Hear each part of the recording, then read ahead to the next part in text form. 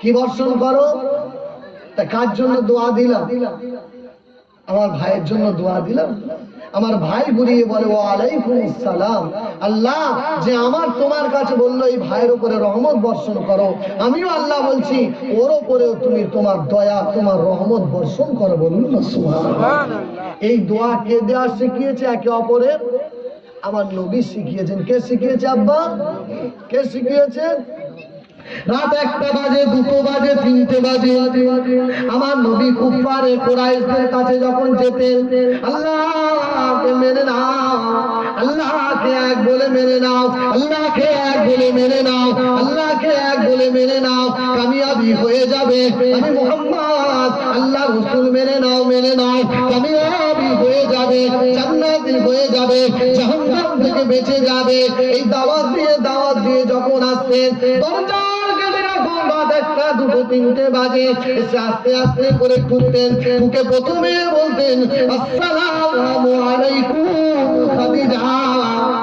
এক সালামে খাদিজা দরজা খুলে দিতেন আম্মা জান, এক সালামে দরজা খুলতেন। আল্লাহ নবী ভিতরে এসে জিজ্ঞাসা করতেন খাদিজা রে, রাত 1টা 2টো 3টে, যখন তোমার একটা সালাম দিয়েছি দরজা খুলে দিয়েছো, তুমি কি রাতে ঘুমাও না খাদিজা? তুমি কি রাতে ঘুমাও না? ইয়া রাসূলুল্লাহ, ইয়া হাবিবাল্লাহ, আপনি যখন বাইরে যান দাওয়াত দিতে, আপনি যখন বাইরে থাকেন, আমি খাদিজা সারাদিন সংসারের কাজ করি, আর রাতে যখন বিছানা করতে যাই, বিছানা করার পরে এই কথাটা মনে মনে ভাবি, এই বিছানাতে শয়নশাহ পাক মালিক যতক্ষণ না আসবে না, আমি দাসী এই বিছানাতে পিঠ রাখবো না। বলুন সুবহানাল্লাহ। ইয়া রাসূলুল্লাহ, ইয়া হাবিবাল্লাহ, আপনি যখন বাইরে যান রাতে, আমি দরজার কাছে পিঠ লাগিয়ে থাকি। আমার দয়ার হাবিব কখন এসে আমাকে সালাম দিয়ে ডেকে বলবে খাদিজা আমি রাসূলুল্লাহ ডাকে সাড়া দিয়ে দরজা খুলবে। বলুন সুবহানাল্লাহ। মুসলমান, আমার নবীর আদর্শ একটু আনুন না ভিতরে। বাচ্চাকে বড় হলে সালাম দেওয়া শেখানো। আপনি দেন না, আপনার বাচ্চা আপনাকে। বাচ্চা নানার বাড়ি দাদার বাড়ি যাচ্ছে, বউ যখন ঘরে আনছে বলছে দাদুকে দাও, নানাকে টাটা দাও। কি শিখবে? কোথায় শিখলে আব্বা? কোথায় শেখালে? ইহুদিদের কালচার শিখিয়ে দিবে। টাটা দাও, বাই বাই বলো, ওয়েলকাম দাও, কোথায় শেখালে? আমার নবীর সালামটা নষ্ট করে দিলে, আমার নবীর সুন্নতটা শেখাতে পারলে না আব্বা। বাচ্চাকে বলো না, নানাজির কাছে চলে যাচ্ছে, বলো না আসসালামু আলাইকুম নানাজি। হ্যাঁ, কোথায় শেখা? আদর্শ শেখা, বাচ্চাকে সুন্নতি আদর্শ শেখা। চলে যাচ্ছে 1 বছর 2 বছরের বাচ্চাকে মা শেখাচ্ছে শুরু থেকে। কে? হিন্দু পাড়াইতে শিখিয়েছে আমার বাচ্চা টাটা দেওয়া? হিন্দুরা এসে শিখিয়েছে আব্বা? কে শিখিয়েছে? আমি আমার বিবি শেখাবো। কি? যখন চলে যাচ্ছে, যখন স্কুলে চলে যাচ্ছে, দাদু নিয়ে যাচ্ছে, দাদু বলছে দাও তোমার মাকে টাটা দাও, ওই বাচ্চা মাকে টাটা দিচ্ছে। আজকে মুসলমান ঘরে ছেলে মেয়েরা টাটা দিলে খুশি হয়, ভাই ভাই বললে খুশি হয়, ওয়েলকাম দিলে খুশি হয়, কিন্তু বাচ্চার মুখে সালাম দিলে বাম্মা লজ্জা পায়। বাচ্চা এসে যদি সালাম দেয়, বাম্মা হাসে, লজ্জা করে, থাকে আমার ছেলে সালাম দিচ্ছে। যখন টাটা বাই বাই বলে, আমি গর্ব করি আমার ছেলে আমাকে টাটা দিয়েছে। কোথায় শিখলে আব্বা? কোথায় আদর্শ? আমার নবীর হাতে হাউজে কাউসারের পানি খাবে। আমার নবী সুপারিশ করে জান্নাত। আমার নবী যখন উঠবেন, রওজা মুবারক থেকে উঠবেন, আমার নবী উঠে বলবেন আমার উম্মত কোথায়? আমার কথা, আপনার কথা বলবেন, আমার উম্মত কোথায়? আল্লাহ, আমার উম্মত কোথায়? আল্লাহ পাক বলেন তোমার উম্মত যেখানে থাক, উঠবে তারা কবর থেকে, ওয়াইদাল কুবুর বুসিরাত, তারা কবর থেকে উঠবে, তুমি জান্নাতে চলো, আর তোমার এখানে রাখবো না। আল্লাহ নবী কি বলেন জান? আল্লাহ আমি জান্নাতে চলে যাব, আমার একটা উম্মত ছাড়া আমি জান্নাতে যাব না। বলুন না সুবহানাল্লাহ। আমার একটা উম্মত ছাড়া আমি জান্নাতে, সেই নবীর উম্মতদের একটা কথা আপনার জিজ্ঞাসা করি, আমার বাচ্চাদের, আমার বিবিকে আজকের থেকে নিয়ত করুন যে বাড়িতে যখন প্রবেশ করবে ইনশাআল্লাহ সালাম দিয়ে প্রবেশ করবো। বলুন না ইনশাআল্লাহ। নিয়ত করতে পারে না? লজ্জা লাগবে? সালাম দিবেন তো ইনশাআল্লাহ। আল্লাহ পাক আমাদের তৌফিক দান করুন। দ্বিতীয় কথা, প্রথমে বলেছিলাম কি যে আল্লাহর জন্য কিছু নিয়ে যাও, সেটা রোজা বলেছি, করবো ইনশাআল্লাহ। দ্বিতীয় আমল কি যে নবীর সুন্নত জিন্দা করতে হবে, আজকের থেকে একটা সুন্নত জিন্দা করবো, হ্যাঁ কি না? তৃতীয় আমলের কথা বলছি। এবার ভালো আরেকটু বলি ইনশাআল্লাহ, শুনলে তো আব্বা? তবু 2-4 জন হয়েছে, ভালো লাগছে। তাহলে প্রথমবারে তো একদম যা হয়েছিল, ময়দান ছিল, খেলার মাঠ। তৃতীয় নম্বর কথা বলছি, আমার নবী পৃথিবীর প্রত্যেকটা মানুষ মুসলমান তার কবর থেকে উঠবে। কোত্থেকে উঠবে? কবর থেকে। একটা মানুষ শুধু নিজের কবর থেকে উঠবেন না, তার নাম কি বলুন তো আব্বা? ভাই বুঝতে পারেনি, শুনলেন একবার বলছি। পৃথিবীর প্রত্যেকটা মানুষ নিজ কবর থেকে কিয়ামতের ময়দানে দাঁড়াবে, একটা মানুষ তার কবর থেকে উঠবেন না।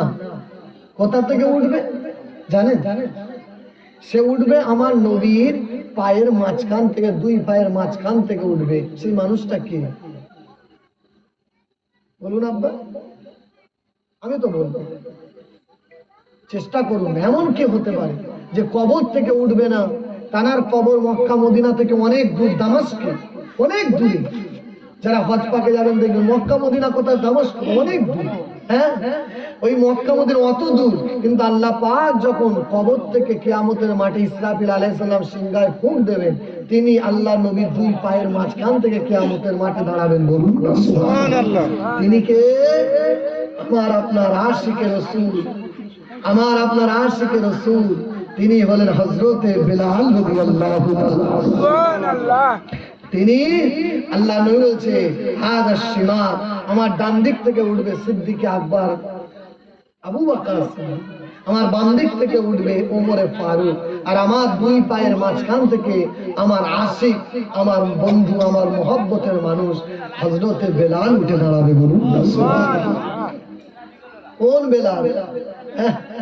হাফসি বেলাল। হাফসি আরবের সব থেকে হাফসিদের নিচু চোখে দেখা, নিচু চোখে। এতটা বিশ্রী তারা কালো, সে কালোর কোনো সীমা নেই। এইরকম হাফসি, হ্যাঁ, ওই জন্য কবি বলেছে হাফসি থেকে বেলাল এলো, হাফসা থেকে বেলাল এলো, পারস্য থেকে সালমান। সালমানে ফার্সি নাম শোনেননি আব্বা? শুনেছেন তো? ওই হাফসা থেকে বেলাল এলো কার কাছে? নবীর কাছে।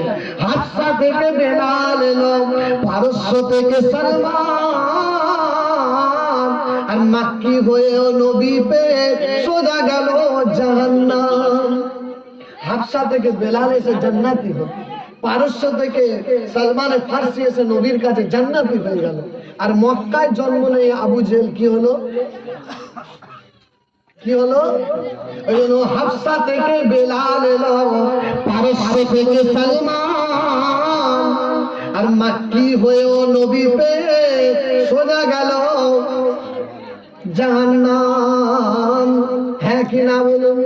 ওই জন্য মনে করলে হবে না আমি হুজুরের ছেলে, আমি এর ছেলে, আমি এই করি ওই করি। না না না, আমাকে আল্লাহ রাজি করাতে হবে, আমাকে আল্লাহ খুশি করাতে হবে।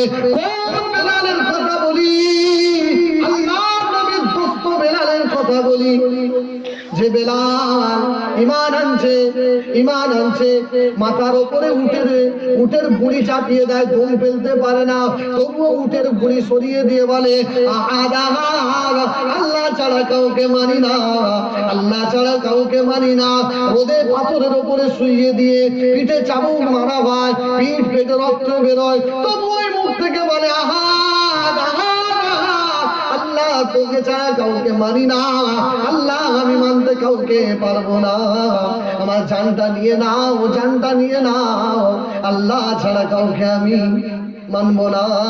ওই বেলালের কথা আমি বলি, ওই বেলাল যখন কবর থেকে হাসরের ময়দানে উঠবে, আমার নবীর 2 পায়ের মাঝখান থেকে উঠবে, আমার নবী দুনিয়া থেকে পর্দা নিয়ে চলে যায়। বেলাল আর আযান দেয় না, বেলাল আর মসজিদে আযান দেয় না, চলে যাচ্ছে, জামা কাপড় গুড়িয়ে অন্য জায়গাতে চলে যাচ্ছে। দামাস্কে চলে যাচ্ছে।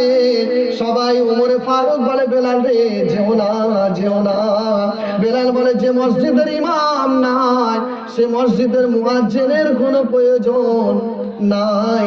আমি নবী যেখানে থাকবে না আমি বেলাল সেখানে থাকতে পারি না, আমি সহ্য করতে পারবো না বলে চলে যাচ্ছে। অনেক দিন হয়ে যায়, আল্লাহ নবী স্বপ্ন দেখে ডাকে বেলাল কোথায় চলে গেলে আমার ছেড়ে অনেক দূর, কাছে এসো, আমার কাছে এসো। বেলাল যেও না, যেও না বেলাল কাছে এসো, আমার নবী স্বপ্নেতে ডাকে বেলাল এসো আমার কাছে, ও বেলাল আমার কাছে এসো। আবার জামা কাপড় গুড়িয়ে নিয়ে আস্তে আস্তে করে কাছে এসে আল্লাহর নবী ডেকেছে, কাছে চলে আসছে। বিবি জিজ্ঞাসা করছে কোথায় যাচ্ছ? বলে যে ইমাম চলে গিয়েছে আমি চলে এসেছিলাম, ওই ইমাম আবার আমাকে ডেকেছে, আমাকে যেতে হবে। আবার মদিনার মসজিদে যখন এসেছে ওমর ফারুক বলে বেলাল রে আজান দাও, আজান দাও। আমার নবী জামানার আজান অনেক দিন শুনি না, আজান দাও বেলাল। আর কোনো মতে আজান দেয় না। সিদ্দিক আকবর সে আবু বকর বলে আজান দাও বেলাল, ও বেলাল আজান দাও। নবী জামানার আজান কতদিন শুনি নাই, আজান দাও। বেলাল বলে আমি আজান দিতে পারবো না, যে মসজিদের ইমাম নাই ও মসজিদের মুয়াজ্জিনের কোনো দরকার নাই, আমি আজান দেবো না। হযরত হোসেন আর হাসান এসে বলছে চাচাজি আজান দাও, আমার নানা জামানার আজান অনেক দিন শুনি নাই, আজান দাও।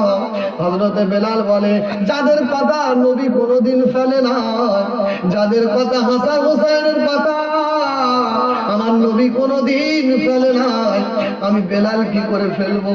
জড়িয়ে ধরে বলছে চাচাজি আজান দাও। বেলাল দাঁড়িয়ে যখন মদিনার মসজিদে আজান দিতে শুরু করেছে, আল্লাহু আকবার, আল্লাহু আকবার, যখন আজান দিয়েছে বেলাল সঙ্গে সঙ্গে মক্কার গলি গলিতে রমণীরা বলে যা যা যা, আমার নবী মনে হয় ফিরে এসেছে। কেন বেলাল আজান দিলে আমার নবীকে আমরা দেখতে পেতাম। যা ছুটে যা, ছুটে যা মদিনার মসজিদে, আমার নবী মনে হয় আবার ফিরে এসেছে। গলিতে গলিতে সবাই ছুটে এসে মদিনার মসজিদের জানালা সরিয়ে দেখে মেম্বার খালি, মেম্বার খালি, নবী নাই। আর বেলাল আজান দিচ্ছে। যখন বলেছে আশহাদু আন্না মুহাম্মাদার রাসূলুল্লাহ, যখন এই আজানটা দিয়েছে তখন বেলাল পড়ে গিয়েছে বিমুষ হয়ে। আবার তুলে বলে বেলাল আজান দাও। বলে আমি আজান দিতে পারবো না, যে মেম্বারে বসে থাকে আর আমি বলি সামনে দেখে যার বলি আশহাদু আন্না মুহাম্মাদার রাসূলুল্লাহ। আজকে যখন বলেছে আশহাদু আন্না মুহাম্মাদার রাসূলুল্লাহ আর মেম্বারের দিকে যখন তাকিয়েছি দেখছি মেম্বার খালি, আমার নবী নাই, আমি বেলাল থাকতে পারি না, বেলাল পড়ে যায়। ওরে মুসলমান, আমার নবীর সুন্নাত যদি ভালোবাসো, আমার নবীকে যদি ভালোবাসি, আমার নবীর সুন্নাত হলো মুসলমান মুসলমানের সামনে যখন দেখা হবে, আম্মার সঙ্গে দেখা হবে, চাচার সঙ্গে দেখা হবে, বিবির সঙ্গে দেখা হবে, বাচ্চার সঙ্গে দেখা হবে, প্রথম আমার নবীর সুন্নাত সালাম দিয়ে নবীর সুন্নাত চিন্তা করবো। সুবহানাল্লাহ করবো ইনশাআল্লাহ। এই ফিতনা ফাসাদের জামান আমার নবীর একটা সুন্নাত যে জিন্দা করবে আল্লাহর কসম 100 শহীদের সওয়াব পাবে। কত শহীদের? 100 শহীদের সওয়াব পাবে। আব্বা আমার নবীর সুন্নাত জিন্দা করবো ইনশাআল্লাহ। ওই জন্য আল্লাহ পাক বলে ইরশাদ কিবরিয়ায়ে ইলানে মুস্তাফা, ইরশাদ কিবরিয়ায়ে ইলানে মুস্তাফা, কত ইজ্জু মান তাশা কত জিল্লু মান তাশা। এক খোদাকে মানতে হবে। কে বলছে এই কথাটা?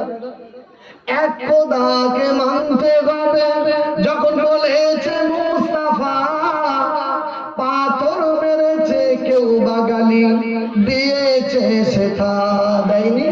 আমার নবী যখন এসে বলেছে এক আল্লাহর ইবাদত করতে হবে, বুত পূজারি সব ছাড়তে হবে, আমার নবীর গাল দেয়নি, আমার নবী মার খায়নি, অনেক মার খেয়েছে।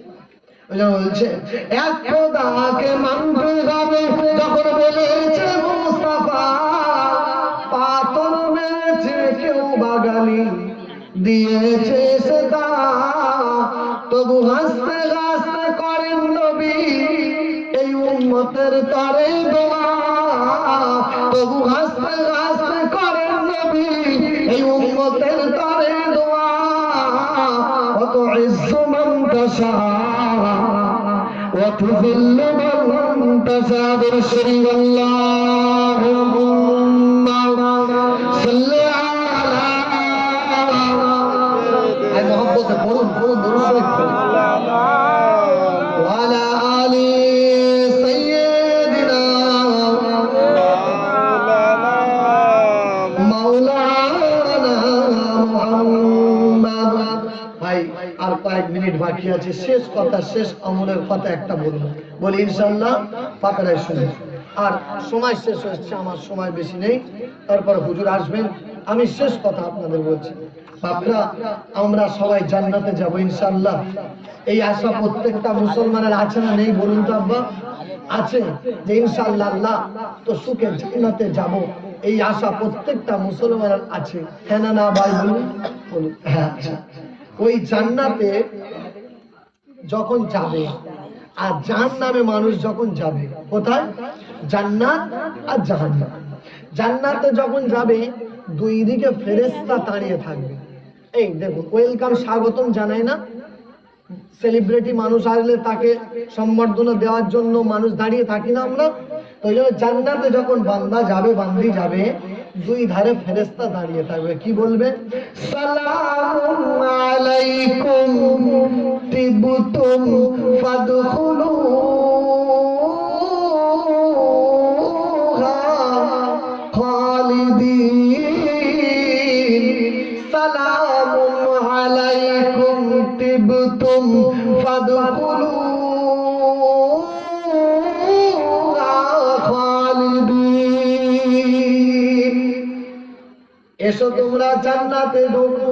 কত ইজ্জত, জান্নাতে যাচ্ছে, দুধারে ফেরেশতারা সালাম দিচ্ছে, সালাম তোমাদের উপরে সালাম। জান্নাতে পা রেখে জান্নাতীরা সর্বপ্রথম কি বলবে বলবে? এই জান্নাত তোর পা রেখেছে, এই পা রেখে জান্নাতি মানুষ আমরাও যদি হই, আমরাও কি বলবো ইনশাআল্লাহ? কি বলবো? কি বলতে পারবে? প্রথমে জান্নাতে যখন জান্নাতি পা রাখবে তখন আলহামদুলিল্লাহিল্লাযী সাদাকানা ওয়া'দাহু, এই তিনটে শব্দ বলবে, তিনটে শব্দ। আলহামদুলিল্লাহিল্লাযী, আল্লাহ তোমার উপরে প্রশংসা করি। কি প্রশংসা? ওয়া'দাহু, আল্লাহ তুমি যে ওয়াদা করেছিলে যে জান্নাত সত্য, যদি দুনিয়াতে গুনাহ থেকে বাঁচি জান্নাতে যেতে পারবো, তো জান্নাতে এসেছি আল্লাহ, তোমার ওয়াদা তুমি যেটা করেছো সেটা হলো সত্য, হ্যাঁ না না? জাহান্নামীরা যখন জাহান্নামে যাবে তখন জান্নাতি মানুষেরা ওই জাহান্নামীদের জিজ্ঞাসা করবে, কি করবে? জিজ্ঞাসা করবে। কি জিজ্ঞাসা করবে জানো? বলছে ভাই তোর তো গ্রামে একটা নাম ছিল, তোর টাকা ছিল, ইজ্জত ছিল, সম্মান ছিল, তা আমি কত গরিব মানুষ, দেখ আমি জান্নাতি হয়েছি, তাহলে তুই জাহান্নামী হয়েছিস কেন বলতো? তুই জাহান্নামী হলি কেন? সে একটা উত্তর দেবে, সূরা মুদ্দাসসির, সূরা মুদ্দাসসির একটা সূরার নাম, পারা নাম্বার 29 পারায় সূরা মুদ্দাসসিরে আল্লাহ পাক শুনিয়েছে জাহান্নামীরা কি উত্তর দিবে, যে কি কারণে তারা জাহান্নামী হয়েছে, কি কারণে তারা জাহান্নামী হয়েছে। তাদের কারণটা শুনবেন, তাদের কারণটা হলো তারা বলবে কি জানেন? ফি জান্নাতিন ইয়াতাসাআলুন আনিল মুজরিমিন, জান্নাত জান্নাতীরা জিজ্ঞাসা করবে, ও মুজরিমিন, ও জাহান্নামী, তোমরা জাহান্নামে কেন যাও? বলো না, মা সালাকাকুম ফি সাকার, তোমাদের ইজ্জত, তোমাদের স্ট্যাটাস, তোমাদের টাকা পয়সা সব ভালো ছিল, তারপরে জাহান্নামে হলে কেন? কিসের কারণে? তারা উত্তর দিয়ে, ক্বালু